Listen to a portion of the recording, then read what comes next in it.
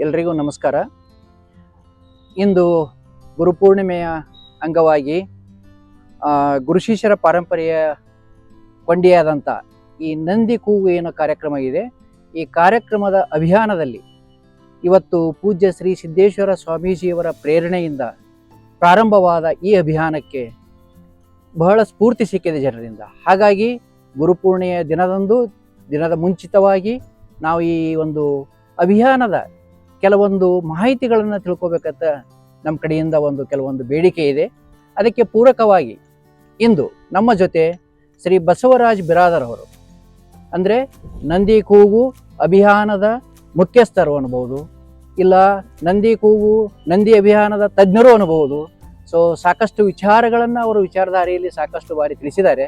ಹಾಗಾಗಿ ಇನ್ನು ಮುಂದುವರಿದ ಭಾಗವಾಗಿ ನಾವು ಈ ಅಭಿಯಾನದ ಒಂದು ಪ್ರೇರಕವಾಗಿ, ಇದರ ಒಂದು ಮಾರ್ಗದರ್ಶನದವಾಗಿ ಹಲವಾರು ವಿಚಾರಗಳು ನಮಗೆ ಈಗಾಗಲೇ ಮುಟ್ಟಿದಾವೆ, ಜನರಿಗೆ ಮುಟ್ಟಿಸ್ಬೇಕಾದಂಥ ಒಂದು ಅನಿವಾರ್ಯತೆ ಇದೆ. ಹಾಗಾಗಿ ಇಂದು ಈ ಕಾರ್ಯಕ್ರಮವನ್ನು ಬಸವರಾಜ್ ಬಿರಾದರ್ ಸರ್ ಅವರ ಜೊತೆ ನಾವು ಈ ಸಂವಾದವನ್ನು ಮಾಡಲಿದ್ದೇವೆ. ಈ ಮೊದಲನೇದಾಗಿ ಬಸವರಾಜ್ ಬಿರಾದರ್ ಸರ್ ಅವರಿಗೆ ಸ್ವಾಗತ. ನಮಸ್ಕಾರ ಸರ್. ತಮ್ಮ ಈ ಒಂದು ಸೇವೆ ಅದ್ಭುತವಾದದ್ದು. ಒಟ್ಟಾರೆ ಹೇಳೋದಾದ್ರೆ ತಮ್ಮ ಇಷ್ಟು ದಿನ ಈ ತೊಡಗಿದ ಸೇವೆ ಬಗ್ಗೆ ತಮ್ಮ ಅಭಿಪ್ರಾಯ?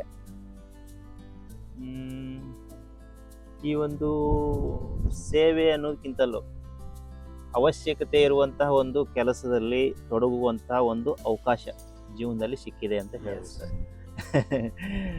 ಯಾವಾಗ ನಾವು ಯಾವುದು ಅವಶ್ಯಕತೆ ಇರ್ತದೋ ಆ ಕೆಲಸದಲ್ಲಿ ಸಂಪೂರ್ಣವಾಗಿ ನಮ್ಮನ್ನು ನಾವು ತೊಡಗಿಸ್ಕೊಂಡಾಗ ಒಂದು ವೈಯಕ್ತಿಕವಾಗಿ ಆನಂದ ಇರ್ತದೆ.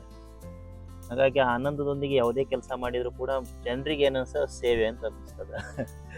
ಹಾಗಾಗಿ ಇವತ್ತು ಭೂಮಿ ಮೇಲೆ ಒಂದು ದೊಡ್ಡದಾದಂಥದ್ದು ಅವಶ್ಯಕತೆ ಇರುವಂಥ ಕೆಲಸ ಅಂತಂದರೆ ಪ್ರತಿ ಗ್ರಾಮಗಳಲ್ಲಿರುವಂತಹ ಈ ಜೋಡೆತ್ತಿನ ಕೃಷಿಕರ ಸಂಖ್ಯೆಯನ್ನು ನಾವು ಹೆಚ್ಚಿಗೆ ಮಾಡಬೇಕು ಅನ್ನುವಂಥದ್ದು.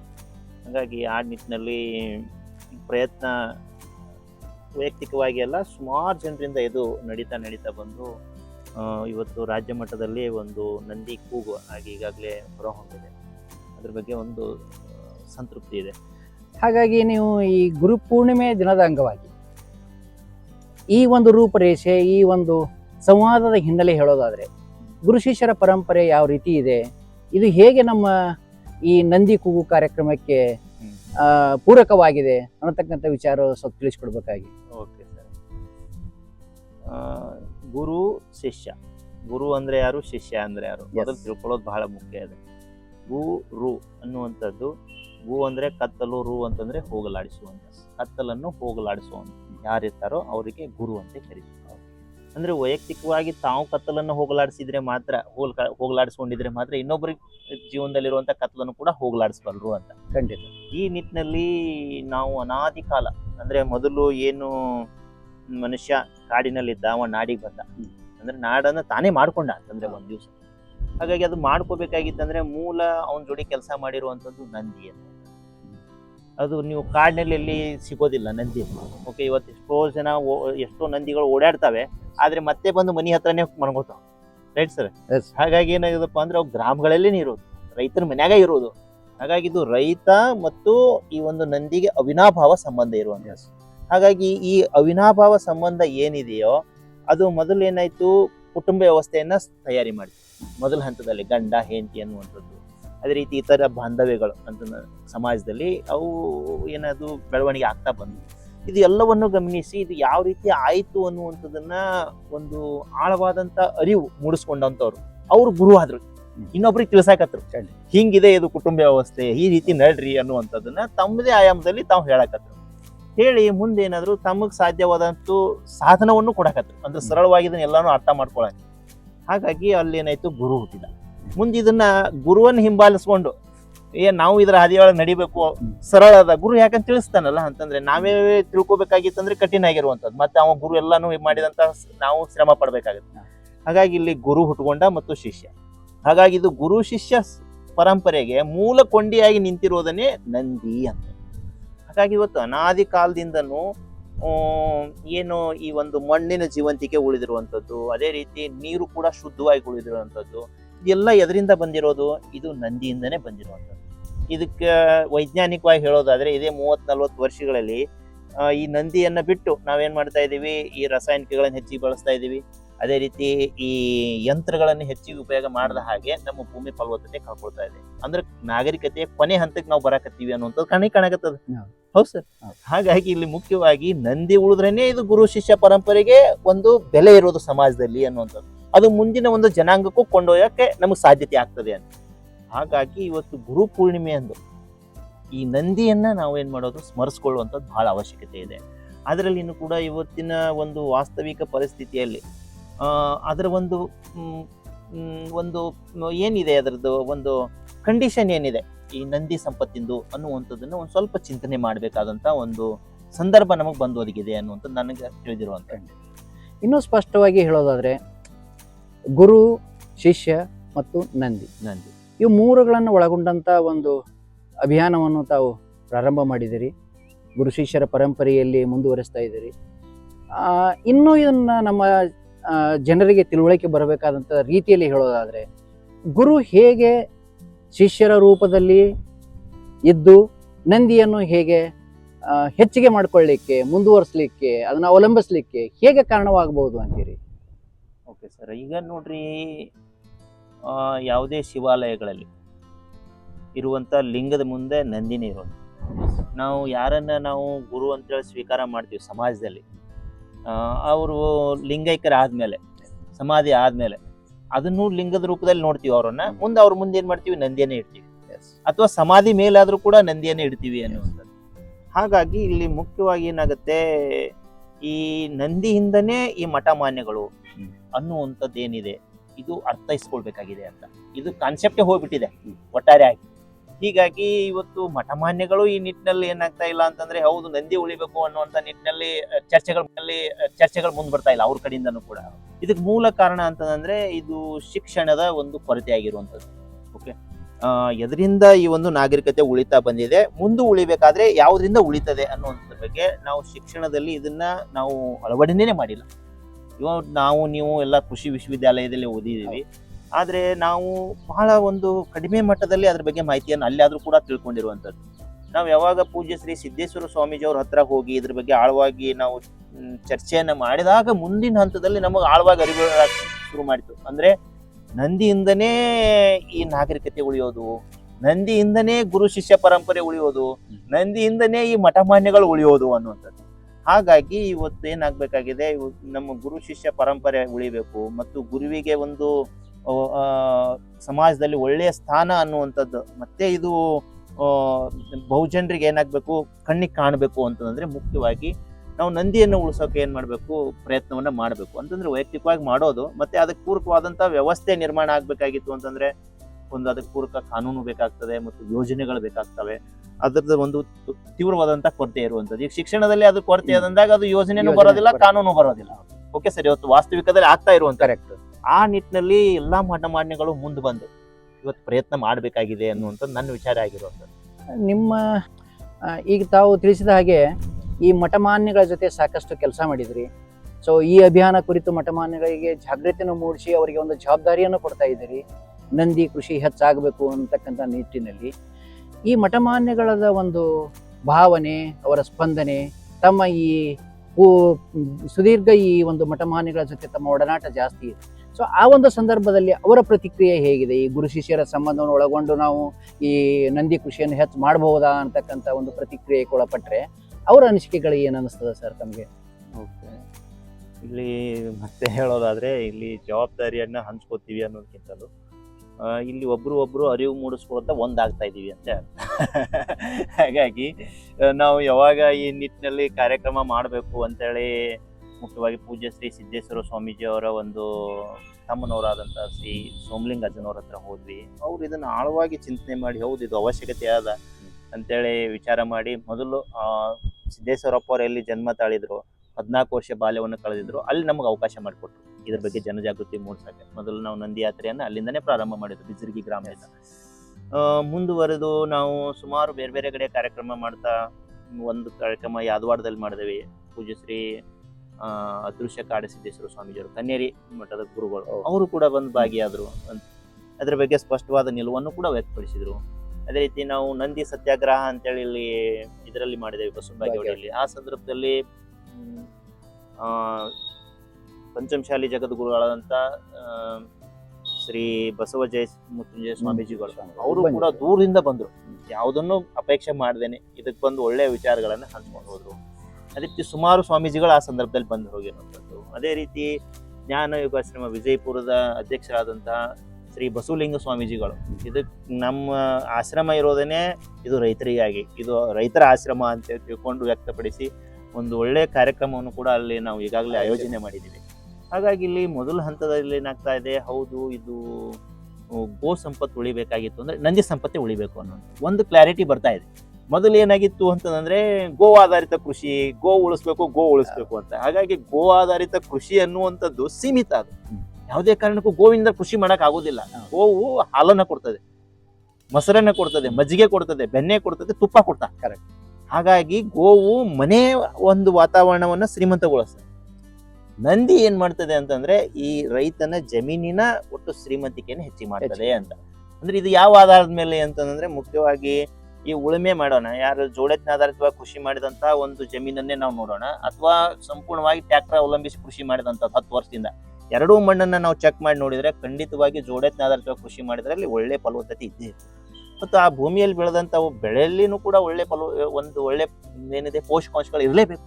ಇದು ವೈಜ್ಞಾನಿಕವಾಗಿ ಇವತ್ತು ನಾವು ಚಿಂತನೆ ಮಾಡ್ಬೋದಲ್ಲ ಅನ್ನುವಂಥದ್ದು. ತಾವು ಈಗಾಗಲೇ ಹೇಳಿದಂತೆ ಸಾಕಷ್ಟು ಬಾರಿ ಕೃಷಿ ವಿಜ್ಞಾನಿಗಳಾಗಲಿ ಮತ್ತು ಈ ಕೃಷಿ ಇಲಾಖೆ ಆಗಲಿ ಸಾಕಷ್ಟು ಇದರ ಬಗ್ಗೆ ಪ್ರೋತ್ಸಾಹ ಕೊಡ್ತಾ ಇದೆ, ಸಾವಯವಕ್ಕೆ ಒತ್ತು ಕೊಡ್ತಾ ಇದೆ. ಸೊ ಸಾವಯವಕ್ಕೆ ಒತ್ತು ಕೊಡೋದ್ರ ಜೊತೆಗೆ ನಂದಿ ಕೃಷಿ ಹೆಚ್ಚಾದರೆ ಮಾತ್ರ ಸೊ ಇದಕ್ಕೆ ಹೆಚ್ಚಿನ ಮಹತ್ವ ಬರ್ತದ ಅಂತಕ್ಕಂಥ ವಿಚಾರ ಇಟ್ಕೊಂಡು ತಾವು ಮುಂದೆ ಹೊರಟಿದ್ದೀರಿ. ಸೊ ಈ ಮುಂದೆ ಹೊರಟಂಥ ವಿಚಾರದಲ್ಲಿ ಇವತ್ತಿನ ಮಿತಿಗೆ ನಾವು ಬರೀ ಗುರು ಶಿಷ್ಯ ಮತ್ತು ಮಠಾಧೀಶರು ಇವರು ಎಷ್ಟು ಪ್ರಾಮುಖ್ಯತೆ ಇದಾರೋ ಇವ್ರ ಜೊತೆ ರಾಜಕೀಯ ಒಂದು ವ್ಯಕ್ತಿಗಳು ಸಹಿತ ಅಷ್ಟೇ ಒಂದು ಪ್ರಭಾವವನ್ನು ಈ ಒಂದು ಅಭಿಯಾನಕ್ಕೆ ಪೂರಕವಾಗಿ ನಿಂತದ್ದೇ ಆದರೆ ಸೊ ಈ ನಿಮ್ಮ ಅಭಿಯಾನದ ಒಂದು ಪ್ರತಿಫಲ ನಾವು ಬೇಗ ಕಾಣಬಹುದು ಅಂತ ನಮ್ಮ ಅನಿಸಿಕೆ. ಇದ್ರ ಬಗ್ಗೆ ತಮ್ಮ ಅಭಿಪ್ರಾಯ ಏನು? ಈಗಾಗಲೇ ಈ ಒಂದು ಅಭಿಯಾನದಲ್ಲಿ ಸುಮಾರು ಜನ ರಾಜಕೀಯ ನಾಯಕರು ಕೂಡ ಕೈ ಜೋಡಿಸಿರುವಂಥದ್ದು ಮತ್ತು ಈ ನಿಟ್ಟಿನಲ್ಲಿ ಕಾರ್ಯಕ್ರಮ ಮಾಡ್ತೀವಿ ಅಂತಂದ್ರೆ ಆಸಕ್ತಿ ವಹಿಸಿ ಸಂಪೂರ್ಣವಾಗಿ ಏನು ಮಾಡಿದ್ದು ಕಾರ್ಯಕ್ರಮನೇ ನೆರವೇರಿಸಿಕೊಟ್ಟಿದ್ದಾರೆ. ಉದಾಹರಣೆಗೆ ಮನುಗುಳಿ ಅಪ್ಪುಗೌಡ ಪಾಟೀಲ್ ಅನ್ನೋರು, ಅವರು ಒಂದು ದೊಡ್ಡ ಕಾರ್ಯಕ್ರಮವನ್ನು ಅಲ್ಲಿ ನಾವು ಮಾಡಿದ್ದೇವೆ. ಅದೇ ರೀತಿ ಈರಣ್ಣ ಪಟ್ಟಣ್ ಶೆಟ್ಟಿ ಬಸವನಬಾಗೇವಾಡಿಯಲ್ಲಿ ಅವರು ನಮಗೆ ಸಂಪೂರ್ಣವಾಗಿ ಬೆಂಬಲವನ್ನು ನೀಡಿದರು. ಈ ರೀತಿ ತಮ್ಮ ಪಕ್ಷ ಭೇದ ಭಾವನೆ ಎಲ್ಲಾನು ಮರೆತು ಏನ್ ಮಾಡಿದ್ರು ಅಂತಂದ್ರೆ ಇದಕ್ಕೆ ಒಮ್ಮತದಿಂದ ನಿಂತಿರುವಂಥದ್ದು. ಈ ರೀತಿ ಬಹಳ ಉದಾಹರಣೆಗಳಿದಾವೆ. ಹಾಗಾಗಿ ಇಲ್ಲಿ ಏನಾಗ್ತದೆ, ಇವತ್ತು ವಾಸ್ತವಿಕ ಪರಿಸ್ಥಿತಿಯಲ್ಲಿ ಜೋಡೆತ್ತಿನ ಕೃಷಿ ಉಳಿಸ್ಬೇಕು, ಆ ನಿಟ್ಟಿನಲ್ಲಿ ನಾವು ಯೋಜನೆ ತರ್ತೀವಿ ಅಂತಂದ್ರೆ ಇರು ಮತಾನು ಹೋಗ್ತಾ ಇವೆ ಅಂತ ಪರಿಸ್ಥಿತಿ ಅದ. ಅವರು ಎಷ್ಟು ಮತಗಳದಾವು ಅದ್ರಲ್ಲೇನೆ ಮತ ಮೈನಸ್ ಆತಾವ ಅಂತ ಪರಿಸ್ಥಿತಿ ಅದು. ಈ ಒಂದು ಸಂದರ್ಭದಲ್ಲಿ ನಾವು ರಾಜಕೀಯ ನಾಯಕರಿಗೂ ಕೂಡ ನೇರವಾಗಿ ನೀವು ಯೋಜನೆ ತೊಂಬರಿ, ಕಾನೂನು ತೊಂಬರಿ ಅಂತ ಹೇಳುವಂತ ಸ್ಥಿತಿಯಲ್ಲಿ ಇಲ್ಲ ಅಂತ. ಈ ನಿಟ್ಟಿನಲ್ಲಿ ನಾವು ಮೊದಲು ಪ್ರಯತ್ನ ಮಾಡಿದೀವಿ, ಸಾಕಷ್ಟು ಮನವಿ ಪತ್ರ ಕಳಿಸ್ತೀವಿ, ಎಲ್ಲ ನಾವು ಮಾಡಿದೀವಿ. ಯಾಕೆ ಇದು ಹಿಂದುಳಿ ಆಗತ್ತದ ಅಂದ್ರೆ ಇದ್ದು ಮತನು ಹೋಗ್ತಾವ. ಯಾಕಂದ್ರೆ ಇದು ಕಷ್ಟ ಇರುವಂತದ್ದು, ಶ್ರಮ ಇರುವಂತದ್ದು. ಈ ಕೆಲಸ ಮಾಡಂದ್ರೆ ಯಾವನು ಮತ ನೀಡುದು. ಆದ್ರೆ ವಾಸ್ತವದಲ್ಲಿ ನನ್ನ ಆರೋಗ್ಯ, ಕುಟುಂಬದ ಆರೋಗ್ಯ, ಅದೇ ರೀತಿ ನನ್ನ ಗ್ರಾಮದ ಆರೋಗ್ಯ, ಇಡೀ ಸಮಾಜದ ಆರೋಗ್ಯನೇ ಇದ್ರ ಮ್ಯಾಲ ನಿಂತದ ಅವ್ರ ಮೇಲೆ ಅರಿವಿಲ್ಲ. ಹಾಗಾಗಿ ಇಲ್ಲಿ ಆಗಿದೆ ಅಂದ್ರೆ ಮತದಾರರಿಗೆ ಅರಿವು ಮೂಡಿಸೋದೇ ಬಹಳ ಅವಶ್ಯಕತೆ ಅಂತ ನಮಗೆ ತಿಳಿದಿರೋ. ಹಾಗಾಗಿ ಈಗ ನಾವು ಮುಂದುವರೆದು ನಂದಿಗಾಗಿ ನಮ್ಮ ಮತದಾನ ಅಂತ ಕಾರ್ಯಕ್ರಮ ಶುರು ಮಾಡಿರೋ ಪ್ರತಿ ಗ್ರಾಮಗಳಲ್ಲಿನೂ ಕೂಡ. ಹಾಗಾಗಿ ನೀವು ಮುಂದಿನ ದಿನಗಳಲ್ಲಿ ನೀವು ನಂದಿಗಾಗೇ ನಿಮ್ಮ ಮತವನ್ನ ಮೀಸಲಾಗಿಟ್ರೆ ಮಾತ್ರ ಒಂದು ನಿಮ್ಮ ಆರೋಗ್ಯ ಮೊದಲೇದಾಗಿ. ಇವತ್ತು ಆರೋಗ್ಯಗಳು ಎಲ್ಲಾನು ಕೆಡಕತ್ತಿದಾವ ರೈಟ್ ಸರ್. ಪ್ರತಿ ಗ್ರಾಮಗಳಲ್ಲಿನೂ ಕೂಡ BP, ಶುಗರ್ ಈಗೆಲ್ಲ ನೋಡಿದ್ರಲ್ಲ, ಹಾರ್ಟ್ ಅಟ್ಯಾಕ್ ಅಂದ್ರೆ ನಿಂತಲ್ಲೇ ಸಾಯ್ತಾರೆ, ಕುಂತಲ್ಲೇ ಸಾಯುವಂತ ಪರಿಸ್ಥಿತಿ ಎಷ್ಟೋ ಕಡೆ ನಾವು ಕಣ್ಣಿಗೆ ಕಾಣ್ತಾ ಇದೀವಿ. ಇದಕ್ಕೆ ಮೂಲ ಕಾರಣ ಅಂದ್ರೆ ನಂದಿ ಸಂಪತ್ ನಾಸ್ತಿ ಆಗ್ತಾ ಇರುವಂತದ್ದು. ಅಂದ್ರೆ ಉದ್ದೇಶ ಅರ್ಥ ಏನು ಅಂತಂದ್ರೆ ಇದು ತಿಳಿಬೇಕಾಗಿದೆ ಪ್ರತಿಯೊಬ್ಬರಿಗೂ ಕೂಡ. ಹೌದು, ಇದಕ್ಕಾಗಿನೇ ನಾವು ಮತ ನೀಡಕ್ ಬಂದ್ರೆ ಪ್ರಜ್ಞಾವಂತ ನಾಯಕರು ಕೂಡ ಉಳಿಸ್ತೀನಿ, ಇದಕ್ಕೆ ನಾನು ಯೋಜನೆ ತರ್ತೀನಿ, ಕಾನೂನು ತರ್ತೀನಿ ಅಂತ ಅವರು ಮುಂದೆ ಬರ್ತಾರೆ. ಓಕೆ, ಹಾಗಾಗಿ ಇಲ್ಲಿ ರಾಜಕೀಯ ನಾಯಕರಿಗೆ ನಾವು ಹೇಳೋದ್ಕಿಂತಲೂ ಇಲ್ಲಿ ಮತದಾರಿಗೆ ಅರಿವು ಮೂಡಿಸುವಂತದ್ದು ಬಹಳ ಅವಶ್ಯಕತೆ ಇರುವಂತದ್ದು. ಆ ನಿಟ್ಟಿನಲ್ಲಿ ಇದು ಪ್ರತಿ ಗ್ರಾಮಗಳಲ್ಲಿ ಇದು ಆಗ್ಬೇಕು. ಹಾಗಾಗಿ ಇವತ್ತು ಮಠಮಾನ್ಯದ ಒಂದು ಏನು ಮುಖ್ಯಸ್ಥರಿದ್ದಾರೆ, ನಾಯಕರಿದ್ದಾರೆ, ಅವ್ರು ಏನ್ ಮಾಡ್ಬೇಕಾಗಿದೆ ಅಂದ್ರೆ ನೀವು ಪಕ್ಷಾತೀತವಾಗಿ ಯಾರಿಗಾರ ಮತ ನೀಡ್ರಿ, ಈ ನಂದಿ ಸಂಪತ್ತನ್ನು ಹೆಚ್ಚಿಗೆ ಮಾಡೋ ಸಾಮರ್ಥ್ಯ ಯಾರಿಗದ ಅವ್ರಿಗೆ ಮತ ನೀಡ್ರಿ ಅಂತ ಹೇಳುದು.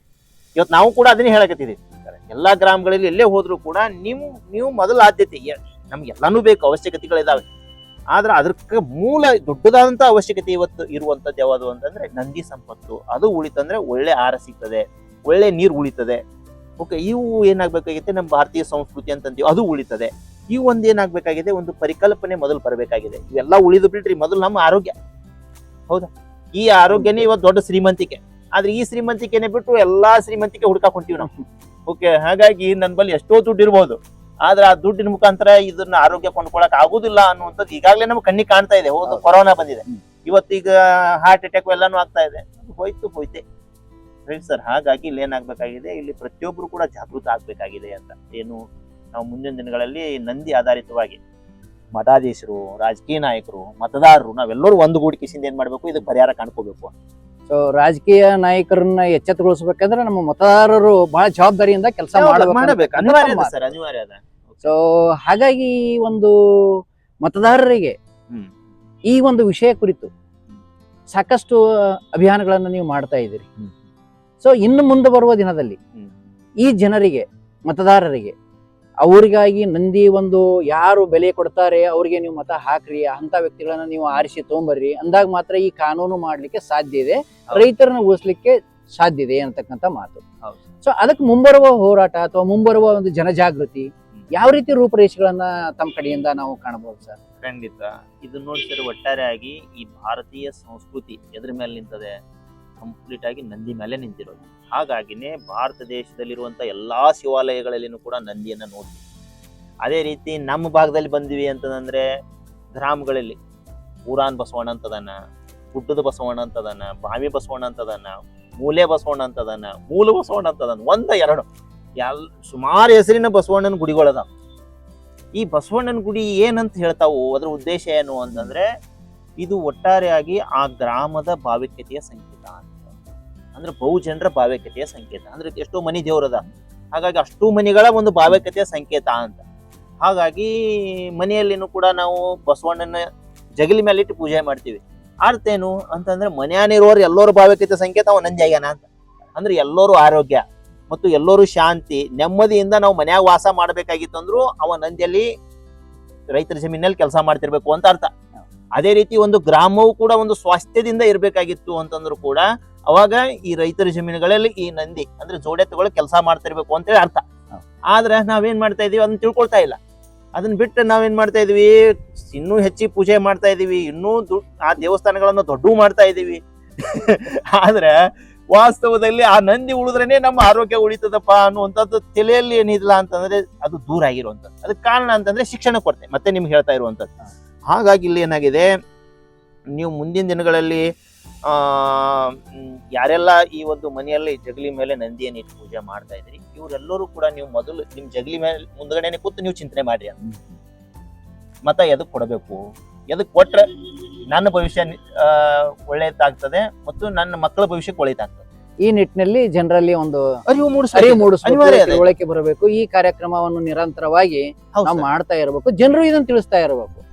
ಇದು ಪ್ರತಿಯೊಬ್ಬರು ಜವಾಬ್ದಾರಿ. ನಮ್ದು ಒಬ್ಬರದೇ ಅಲ್ಲ, ಯಾರ್ದು ಅಲ್ಲ. ಅಂದ್ರೆ ಮೊದಲ ಹಂತದಲ್ಲಿ ನಮಗೂ ಗೊತ್ತಿಲ್ಲ. ಇದು ಪೂಜ್ಯ ಶ್ರೀ ಸಿದ್ದೇಶ್ವರಪ್ಪರೇ ಇದಕ್ಕೆ ಮೂಲ ಕಾರಣ. ಅವರು ನಮಗ ಪ್ರಶ್ನೆಗಳ ಮೇಲೆ ಪ್ರಶ್ನೆಗಳು ಹಾಕಿ ಹಾಕಿ ಹಾಕಿ ನಾವು ಹೊಂಟಂತ ಹಾದಿ ಸರಿ ಇಲ್ಲ ಅನ್ನುವಂಥದ್ದು ನಮ್ಮ ಪಕ್ಕ ಮನವರಿಕೆ ಮಾಡಿದ್ರು. ಅವಾಗನೇ ನಾವು ಈ ನಂದಿಗೆ ಬೆನ್ನ ಹತ್ತದ್ ಬಂತು. ನಂದಿಗೆ ಬೆನ್ನ ಹತ್ತಿದಾಗನೇ ತಿಳಿತು ಎಲ್ಲಾನು ನಿಂತು ಈ ನಂದಿಯ ಮೇಲೆನೆ ನಿಂತಿದೆ ಅನ್ನುವಂಥದ್ದು. ಹಾಗಾಗಿ ಇದು ಕೊನೆಗೆ ನೋಡ್ರಿ, ಈಗ ನಾವು ವಿಚಾರ ಮಾಡ್ತಾ ಇರುವಂತದ್ದು ನಮ್ಮ ಭಾಗದ ವೀರಶೈವ ಲಿಂಗಾಯತ. ಈ ವೀರಶೈವ ಲಿಂಗಾಯತ ಧರ್ಮದ ಭವಿಷ್ಯ ನಿಂತಿರೋದನ್ನೇ ಈ ನಂದಿ ಸಂಪತ್ತಿನ ಮೇಲ ಅಂತ. ಅಂದ್ರೆ ಇವತ್ತು ಪ್ರತಿ ಗ್ರಾಮಗಳಲ್ಲಿ ನಾವು ನೋಡ್ಲಾಗಿ 80% ನಂದಿ ಸಂಪತ್ತು ನಾಶ ಆಗಿದೆ ಅಂತಂದ್ರೆ 80% ಈ ಬಸವ ತತ್ವವೇ ನಾಶ ಆಗ್ಯದ ಅಂತ ಅರ್ಥ. ಈ ಬಸವ ತತ್ವ ನಿಂತಿದ್ದೇನೆ ನಂದಿ ಮ್ಯಾಗ. ನಂದಿ ಹೋಯ್ತು ಅಂತಂದ್ರೆ ಬಸವ ತತ್ವಕ್ಕೆ ಅರ್ಥನೇ ಇರೋದಿಲ್ಲ ಅಂತ. ಅಂದ್ರೆ ಬಸವ ತತ್ವ ಇರೋದನ್ನೇ ಸಮಾಜವನ್ನ ಆರೋಗ್ಯ ಆಗಿಡ. ಇವತ್ತು ಎಲ್ಲಾ ಹಂತದಲ್ಲಿನೂ ಕೂಡ ಆರೋಗ್ಯವನ್ನ ನಾವು ಕಳ್ಕೊಳ್ತಾ ಇದೀವಿ.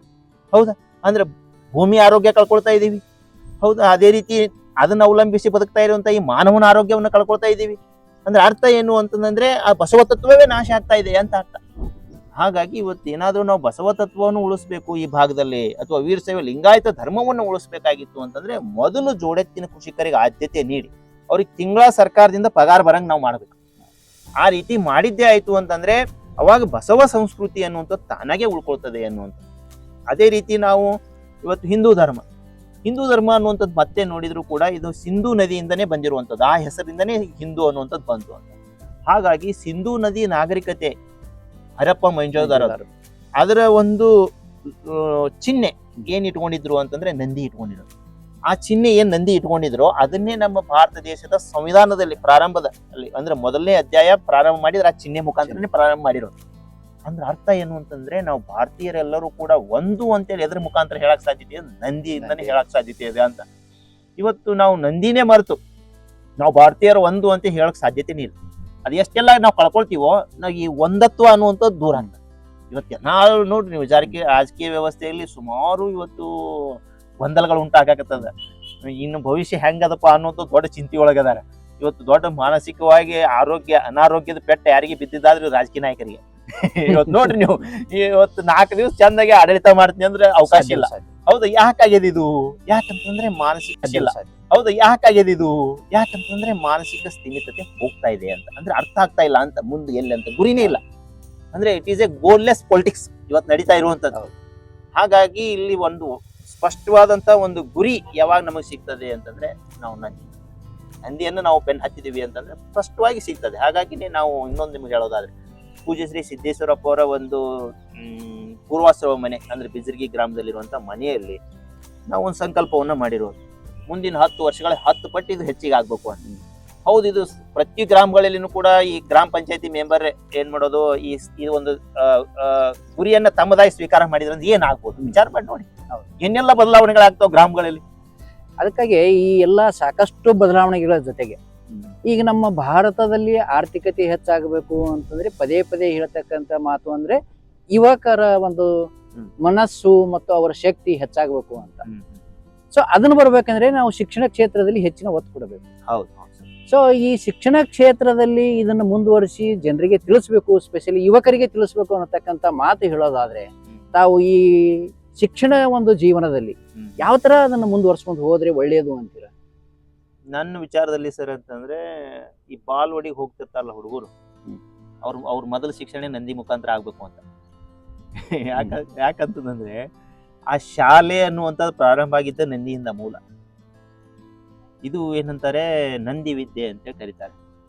ಹಾಗಾಗಿ ಇಲ್ಲಿ ಏನಾಗುತ್ತೆ, ಮೊದಲೇದಾಗಿ ನಾ ಜೀವಂತದೀನಿ ಮತ್ತು ನಾನು ಇವತ್ತು ಅನ್ನ ತಿಂದ್ರೇನೆ ಜೀವಂತ ಆಗಿರುವಂಥದ್ದು. ಹೌದು, ಅನ್ನ ಎಲ್ಲಿಂದ ಬರ್ತದೆ ಅಂತಂದ್ರೆ ಭೂಮಿ ಜೀವಂತವಾಗಿದ್ರೆ, ಆ ಭೂಮಿ ಜೀವಂತ ಆಗಿಡ ಯಾವ ನಂದಿ ಜೊತೆ ಕೃಷಿ ಮಾಡಿದ್ರ, ಅವ ರಾಸಾಯನಿಕ ಜೋಡಿ ಕೃಷಿ ಮಾಡಿದ್ರ ಮತ್ತು ಯಂತ್ರಗಳಿಂದ ಕೃಷಿ ಮಾಡಿದ್ರ ಅದು ಬರುದಿಲ್ಲ. ಅದು ಅಶುದ್ಧ ಆಗಿ ಏನೆಲ್ಲ ಆಗ್ಬೇಕು ಇವತ್ತು ಆಗಾಕತ್ತಿದಾವ. ರೈಟ್ ಸರ್, ನಾ ಹೇಳಾಕತ್ತೀನಿ. ಹಾಗಾಗಿ ಇಲ್ಲಿ ರಾಸಾಯನಿಕಗಳು ಬೇಡ, ಯಂತ್ರಗಳು ಬೇಡ ಅನ್ನೋದಕ್ಕಿಂತಲೂ ಏನ್ ಬೇಕು ಅಂತ ಬೆನ್ನತ್ತಬೇಕು. ಹಾಗಾಗಿ ಇವತ್ತು ಕತ್ತಲು ಹೋಗ್ಲಾಡಿಸ್ಬೇಕಾಗಿತ್ತು ಅಂದ್ರೆ ಕತ್ಲನ್ನು ಹೋಗುದಿಲ್ಲ. ಕತ್ತಲು ಹೋಗ್ಬೇಕಾಗಿತ್ತಾನೆ ಬೆಳಕೆ ಬೇಕು. ಹಾಗಿದ್ರೆ ಇವತ್ತು ರಾಸಾಯನಿಕ ಹೋಗ್ಬೇಕು, ಯಂತ್ರಗಳು ಹೋಗ್ಬೇಕು ಅನ್ನುವಂಥದ್ದು ಕಾನ್ಸೆಪ್ಟ್ ಅಲ್ವೇ ಅಲ್ಲ. ನಮ್ಗೆ ನಂದಿಗಳು ಬೇಕು ಅಂತ. ನಂದಿ ಬಂತು ಅಂತಂದ್ರೆ ತಿಳ್ಕೊಳ್ರಿ, ಅದರ ಆಧಾರಿತವಾಗಿ ಉಳುಮೆ ನಡೀತದೆ. ಎರಡನೇದು ಏನಾಗ್ತದೆ, ಇವತ್ತು ಹೆಚ್ಚಿನ ಪ್ರಮಾಣದಲ್ಲಿ ಗೊಬ್ಬರ ದೊರೀತದೆ. ಗೊಬ್ಬರ ದೊರೀತು ಅಂತಂದ್ರೆ ಈ ರಾಸಾಯನಿಕಗಳ ಅವಲಂಬನೆ ಕಮ್ಮಿ ಆಗೇ ಆಗ್ತದೆ. Right sir. ಹಾಗಾಗಿ ಇದು ಎಲ್ಲದಕ್ಕೂ ಪರಿಹಾರಕ್ಕೆ ಮೂಲ ಸೂತ್ರ ಎಲ್ಲಿ ಅಡಿಗೆದಪ್ಪ ಅಂದ್ರೆ ನಂದಿ ಮ್ಯಾಗನೇ ನಿಂತಿರುವಂಥದ್ದು. ಹಾಗಾಗಿ ಇಲ್ಲಿ ಏನಾಗಿದೆ, ಮೊದಲ ಹಂತದಲ್ಲಿನೇ ಇದು ಶಿಕ್ಷಣದಲ್ಲಿ ಪ್ರಾರಂಭ ಆಗಬೇಕಾಗಿದೆ. ಅದೇ ರೀತಿ ಕೃಷಿ ವಿಶ್ವವಿದ್ಯಾಲಯಗಳಲ್ಲಿ ಈ ಕುರಿತು ವಿವಿಧ ಆಯಾಮಗಳಲ್ಲಿ ಸಂಶೋಧನೆಗಳಾಗಬೇಕಾಗಿದೆ. ಈ ನಿಟ್ಟಿನಲ್ಲಿ ಸಂಶೋಧನೆಗಳ ಕೊರತೆ ದೊಡ್ಡ ಪ್ರಮಾಣದಲ್ಲಿ ಇರುವಂಥದ್ದು.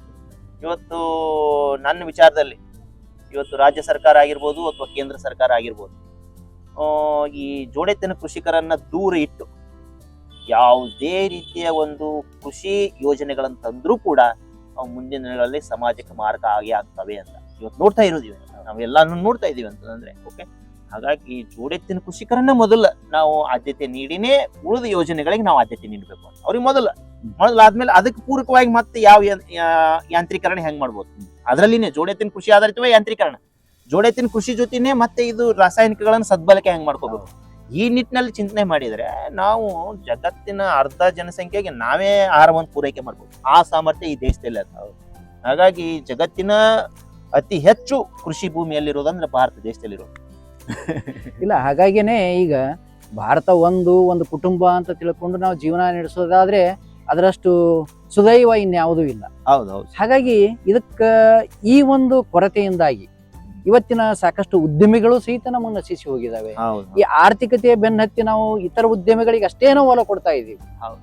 ಸೊ ಇನ್ನಿತರ ನಾವು ಗ್ರಾಮದಲ್ಲಿ ಇರತಕ್ಕಂಥ ಉದ್ಯಮಿಗಳಿಗೆ ಬಹಳ ಒಂದು ಲಾಭದಾಯಕವಾಗಿ ಇರದೇ ಕಾರಣಕ್ಕಾಗಿ ನಶಿಸಿ ಹೋಗಿದ್ದಾರೆ. ಸೊ ಆ ಉದ್ಯಮಗಳು ಸಹಿತ ಇದರಿಂದ ನೀವು ಪೂರಕವಾಗಿ ವ್ಯವಸ್ಥಿತಗೊಳ್ತಾವ ಅನ್ಕೋತೀರಾ?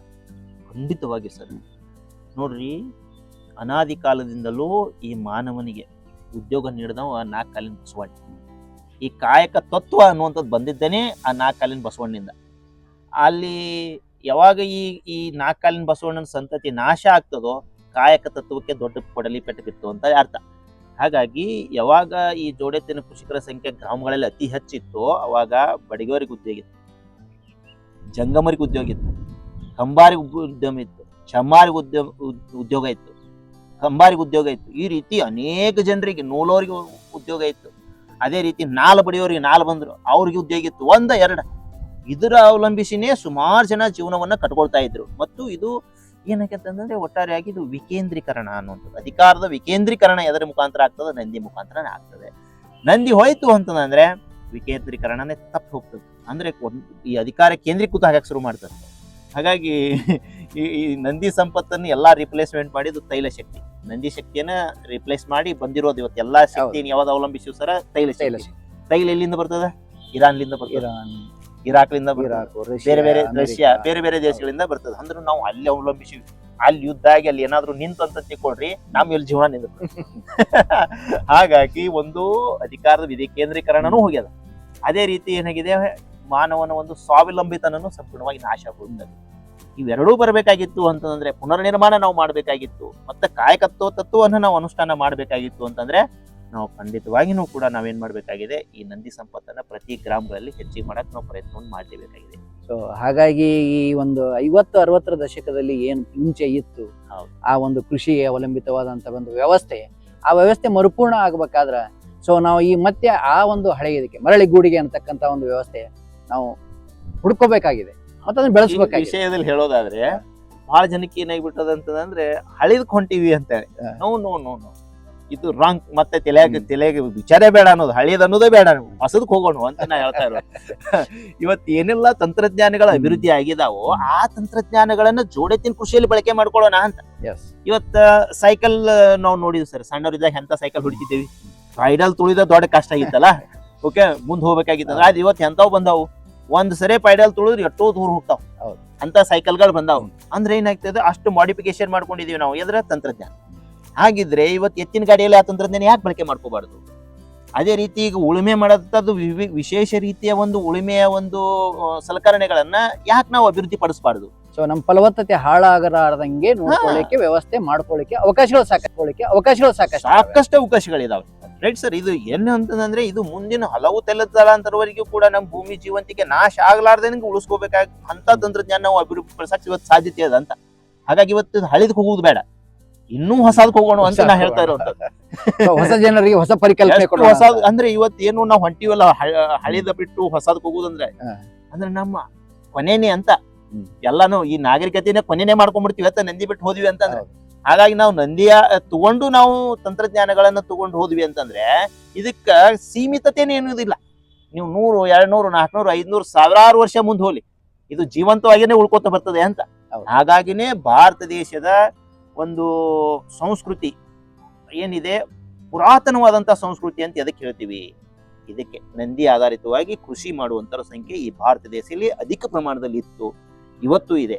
ಹಾಗಾಗಿ ಮುಂದೆ ಅದನ್ನ ನಾವೇನ್ ಮಾಡ್ಬೇಕಾಗಿದೆ, ಉಳಿಸ್ಕೊಂಡು ಹೋಗ್ಬೇಕಾಗಿದೆ ಅನ್ನೋದು.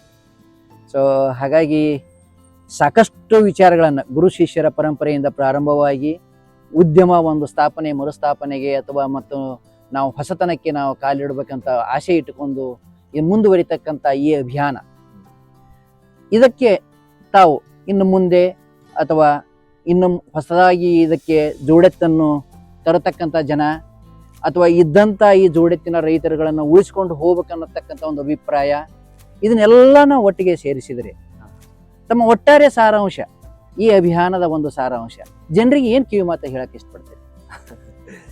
ಒಟ್ಟಾರೆಯಾಗಿ ಈ ನಂದಿ ಕೂಗು ಅನ್ನುವಂಥ ಅಭಿಯಾನವನ್ನ ಪೂಜ್ಯ ಶ್ರೀ ಸಿದ್ದೇಶ್ವರಪ್ಪರು ಯಾವುದೋ ರೀತಿ ಒಂದು ನಮಗೆ ಆಂತರಿಕವಾಗಿ ಹಣದು ಸುಮಾರು ಜನನ ಜೋಡಣೆ ಮಾಡ್ತಾ ಹೋಗಿದ್ದಾರೆ.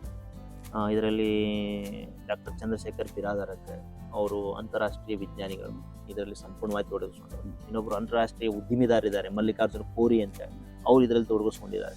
ಅದೇ ರೀತಿ ಕೃಷಿ ವಿಶ್ವವಿದ್ಯಾಲಯ ಧಾರವಾಡದ ವಿಶ್ರಾಂತ ಕುಲಪತಿಗಳಾದಂತಹ VI ಬೆಳಗಿ ಸರ್ ಅವರು.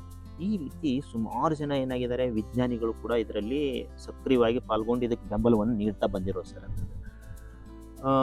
ಯಾಕೆ ಇದ್ರು ಅವರೆಲ್ಲನೂ ಬೆಂಬಲ ನೀಡಿದ್ರು ಅಂತಂದ್ರೆ ಒಂದು ಹಂತದ ಅರಿವು, ಎದ್ರ ಮ್ಯಾಲ ನಿಂತದ ಅನ್ನುವಂಥದ್ದು ಅವ್ರಿಗೆ ತಿಳಿತು ಅಂತ. ಹಾಗಾಗಿ ಇಲ್ಲಿ ಏನಾಗಿದೆ, ಇತರರು ಕೂಡ ಏನಾಗಬೇಕಾಗೈತೆ, ಅವರು ಒಂದು ಸ್ಫೂರ್ತಿಯನ್ನು ಪಡೆದು ಹೌದಪ್ಪ ನಾವು ಇದರಲ್ಲಿ ಒಂದುಗೂಡಬೇಕು ಅನ್ನುವಂಥದ್ದು ಮೊದಲು ವಿಜ್ಞಾನಿಗಳಿಗೆ ಎಲ್ಲರಿಗೂ ಕೂಡ ಬರಬೇಕಾಗಿದೆ. ಒಂದನೇದು. ಇನ್ನು ಎರಡನೇದು ಮುಖ್ಯವಾಗಿರುವಂಥ ಅಂಶ ಅಂತಂದ್ರೆ, ಇದು ಪ್ರತಿಯೊಬ್ಬರು ಕೂಡ ಏನಾಗಬೇಕಾಗಿದೆ, ತಮ್ಮ ಹಂತದಲ್ಲಿ ಜಾಗೃತಿಯನ್ನು ಮೂಡಿಸೋ ಪ್ರಯತ್ನವನ್ನು ಮಾಡಬೇಕಾಗಿದೆ. ಈ ಜಾಗೃತಿ ಮೂಡಿಸಕ್ಕೆ ಒಂದು ಅವಕಾಶ ಇರುವಂಥದ್ದು ಒಂದು ಮಠಮಾನ್ಯಗಳಿಗೆ, ಇನ್ನೊಂದು ಸರ್ಕಾರಿ ನೌಕರಿಗೆ. ಸರ್ಕಾರಿ ನೌಕರಿಗೆ ಏನಿದೆ, ಒಮ್ಮೆ ಅವ್ರು ಏನಾದರೂ ನೌಕರಿ ಸೇರಿದ್ರು ಅಂತಂದ್ರೆ ಸಾಯ್ತನ ಅವ್ರಿಗೆ ಪಗಾರ ಇರುವಂಥದ್ದು, ಮತ್ತು ಗಂಡ ಸತ್ತಂದ್ರೆ ಹೆಂಡತಿಗೂ ಪಗಾರ, ಮತ್ತು ಅದು ಇನ್ನೂ ಸೇವೆಯಲ್ಲಿ ಇರುವಾಗ ತೀರ್ಕೊಂಡ್ರೆ ಅವ್ರ ಮಕ್ಕಳಿಗೂ ಕೂಡ ಏನಿದೆ ನೌಕರಿ. ಈ ರೀತಿ ಅವರಿಗೆ ಆರ್ಥಿಕ ಭದ್ರತೆ ನೀಡುವಂತ ಕಾನೂನು ಇರುವಂಥದ್ದು. ಆದ್ರೆ 365 ದಿವಸ ಜೋಡೆ ಕಟ್ಟಿ ಕೃಷಿ ಮಾಡ್ತಿರ್ತಾನೆ, ರೈಟ್ ಸರ್. ಅವ್ರದ್ದು ಮಕ್ಕಳು ಮತ್ತು ಹೆಂಡತಿನೂ ಕೂಡ ಅದಕ್ಕೆ ಸಹಕಾರ ನೀಡಬೇಕು, ಅವರು ಶ್ರಮ ಪಡಬೇಕು, ಅಂದ್ರನೇ ಜೋಡೆತಿನ ಕೃಷಿ ಉಳಿಸಿರ್ತದೆ, ರೈಟ್ ಸರ್.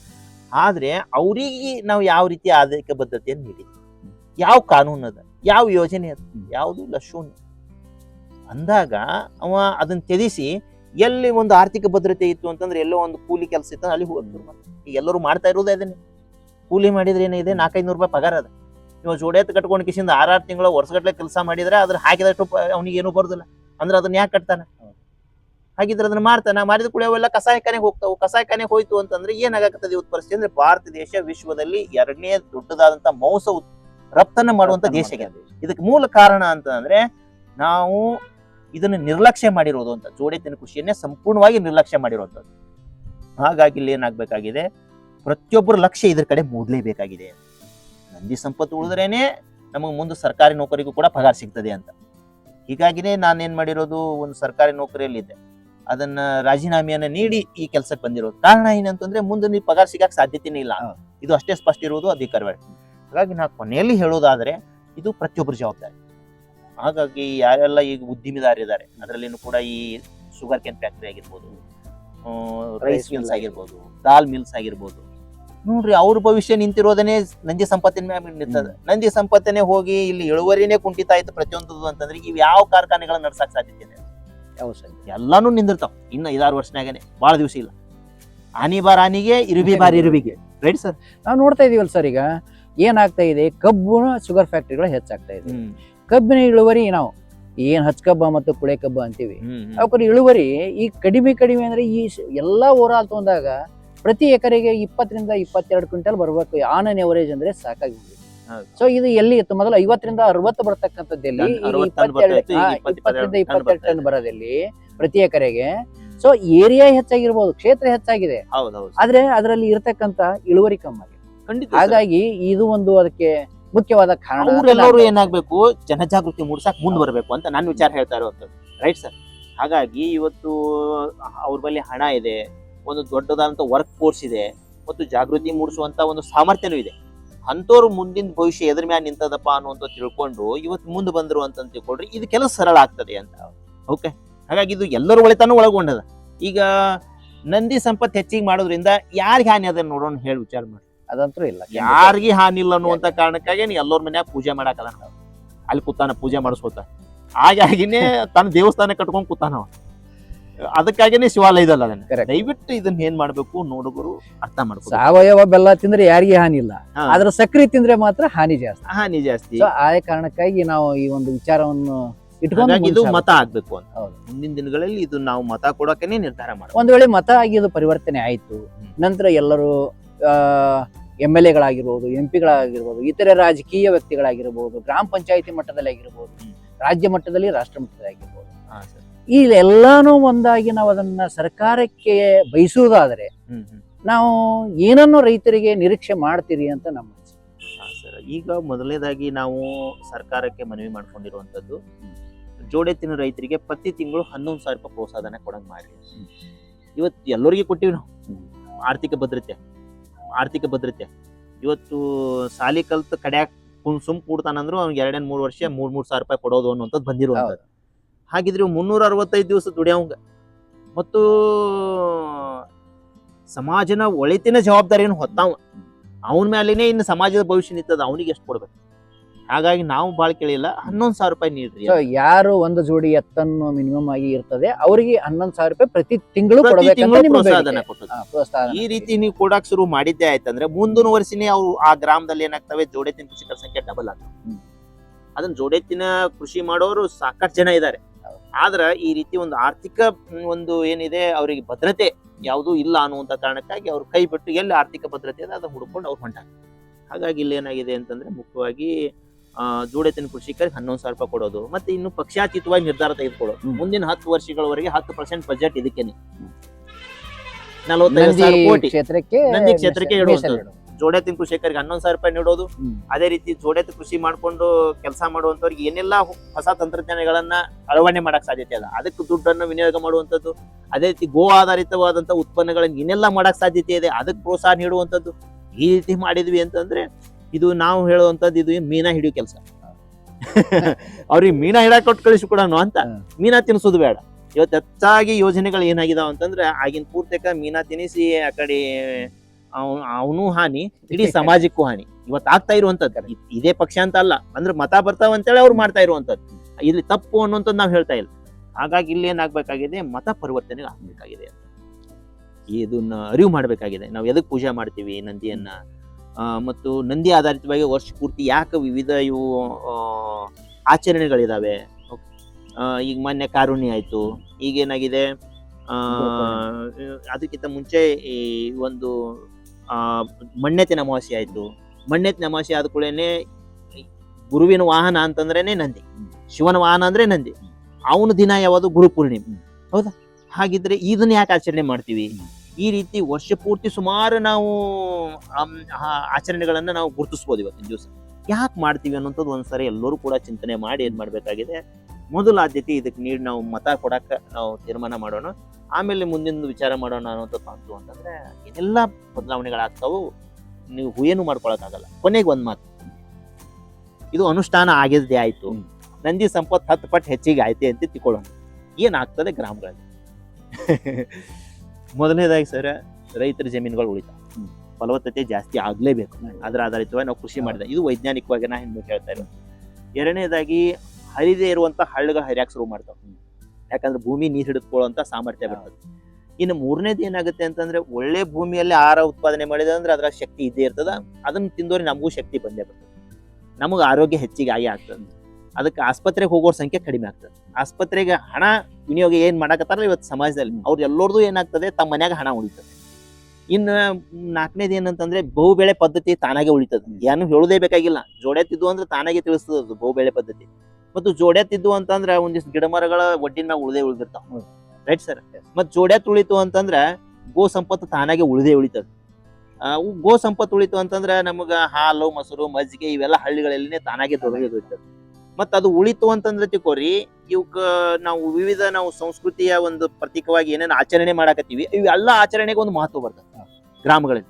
ಮತ್ತೆ ಇವೆಲ್ಲಾನು ಉಳಿತು ಅಂದ್ರೆ ಇತರ ಉದ್ಯೋಗಗಳು ತಾನಾಗೆ ಸೃಷ್ಟಿ ಆಗ್ತಾವ. ಇತರ ಉದ್ಯೋಗಗಳ ಸೃಷ್ಟಿಯಾಗಿ ಎಲ್ಲರೂ ಒಂದು ಶಾಂತಿ ನೆಮ್ಮದಿ ಇತ್ತು ಅಂತಂದ್ರೆ ಪ್ರಜಾಪ್ರಭುತ್ವ ವ್ಯವಸ್ಥೆಗೆ ಒಂದು ಮಾನ್ಯತೆ ಬರ್ತದೆ. ಎಲ್ಲಿ ಶಾಂತಿ ನೆಮ್ಮದಿ ಇರೋದಿಲ್ವೋ ಅಲ್ಲಿ ಖಂಡಿತವಾಗಿ ಪ್ರಜಾಪ್ರಭುತ್ವ ವ್ಯವಸ್ಥೆಯನ್ನು ನಾವು ಅನುಷ್ಠಾನ ಮಾಡಕ್ ಸಾಧ್ಯತೆ ಇಲ್ಲ. ಇನ್ನು ಕೊನೆಗೆ ಬಂದು ಏನಾಗ್ತದೆ, ನಾವು ನಂಬಿರುವಂತ ಎಲ್ಲಾ ಧರ್ಮ ಆಗಿರ್ಬೋದು, ಒಂದು ನೀವು ಹಿಂದೂ ಧರ್ಮ ಆಗಿರ್ಬೋದು, ಅದೇ ರೀತಿ ವೀರಶೈವ ಲಿಂಗಾಯತ ಧರ್ಮ ಆಗಿರ್ಬೋದು, ಈ ಒಂದು ಭಾರತ ದೇಶದಲ್ಲಿರುವಂತದ್ದು, ಇದನ್ನು ಮುಸಲ್ಮಾನ ಧರ್ಮ ಆಗಿರ್ಬೋದು, ಇತರ ಯಾವೇ ಹೇಳ್ರಿ ನೀವು ಅಂತಂದ್ರೆ ಎಲ್ಲವೂ ಕೂಡ ಏನಾಗ್ತದೆ, ಅವರು ಒಂದು ಒಳ್ಳೆ ಬೆಲೆ ಬಂದು ಅವರು ಕೂಡ ಏನಾಗ್ತದೆ, ಒಳ್ಳೆ ಜೀವನವನ್ನು ಕಟ್ಕೊಳಕ್ ಖಂಡಿತವಾಗಿಯೂ ಕೂಡ ಸಾಧ್ಯತೆ ಇದೆ. ಹಾಗಾಗಿ ಇದು ಎಲ್ಲರೂ ಒಳಿತು ಇದರಲ್ಲಿ ಒಳಗೊಂಡಿದೆ. ಸಾಕಷ್ಟು ವಿಚಾರಗಳನ್ನ ಈ ಗುರುಪೂರ್ಣಿಮೆ ಅಂಗವಾಗಿ ನಂದಿ ಕೂಗು ಅಭಿಯಾನದ ಅಡಿಯಲ್ಲಿ ಸಾಕಷ್ಟು ವಿಚಾರಗಳನ್ನು ತಿಳಿಸಿದ್ರಿ. ಮತ್ತು ಇದೇ ತರ ತಮ್ಮ ಕಾರ್ಯ ಮುಂದುವರಿಲಿ, ಜನಜಾಗೃತಿ ಮೂಡಲಿ, ಜನರು ಇದ್ರ ಹೆಚ್ಚು ಬಗ್ಗೆ ಆಸಕ್ತಿ ತಗೊಂಡು ಸಾಕಷ್ಟು ಪ್ರೇರಿತರಾಗಿ ನಂದಿ ಕೃಷಿ ಹೆಚ್ಚಾಗಲಿ ಅಂತ ನಾವು ನೀವೆಲ್ಲರೂ ಹಾರೈಸಿ, ಇವತ್ತು ಸಿದ್ದೇಶ್ವರ ಅಪ್ಪಾಜಿ ಅವರ ಕೃಪಾ ಕಟಾಕ್ಷೆಯಿಂದ ಈ ಅಭಿಯಾನ ಸದಾ ಕಾಲ ಹೀಗೆ ನಡೆದು ಜನರಿಗೆ ಒಂದು ತಾವು ಅನ್ನತಕ್ಕಂಥ ಒಂದು ವ್ಯವಸ್ಥಿತವಾಗಿ ಅವರಿಗೆ ಸಹಾಯಧನ ದೊರಕಿದ್ದೇ ಆದರೆ ತಮ್ಮ ಅಭಿಯಾನ ಸಾಕಾರವಾಗ್ತದೆ ಅನ್ನಿಸ್ಕೊಂಡು ತಮಗೆ ನಾನು ತುಂಬ ಹೃದಯದ ಧನ್ಯವಾದಗಳನ್ನು ಅರ್ಪಿಸ್ತೀನಿ. ಧನ್ಯವಾದಗಳು ಸರ್.